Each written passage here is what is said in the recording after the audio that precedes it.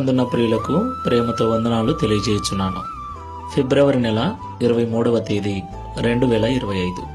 ఈరోజు దేవుడు మనకు చేస్తున్న వాగ్దానం ఏమిటనగా, కీర్తనల గ్రంథము 112వ కీర్తన 2-3 చరణములు.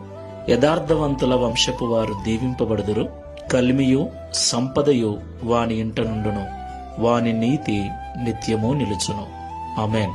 నా ప్రేమైన సహోదరి సహోదరులారా, కలిమి కలిగి జీవించాలని, ఇంటి నిండా సంపదలతో తొలతూగాలని ఎవరికి మాత్రం ఉండదు చెప్పండి. మనమందరం కూడా ఉదయం లేచింది మొదలు రాత్రి పడుకునేంత వరకు ఉద్యోగాలు చేస్తూ, వ్యాపారాలు చేస్తూ, వ్యవసాయం చేస్తూ, అనేక రకాల పనులను చేస్తూ సంపద కలిగి ఉండాలని ఆశపడుతూ ఉన్నాం, ప్రయాసపడుతూ ఉన్నాం.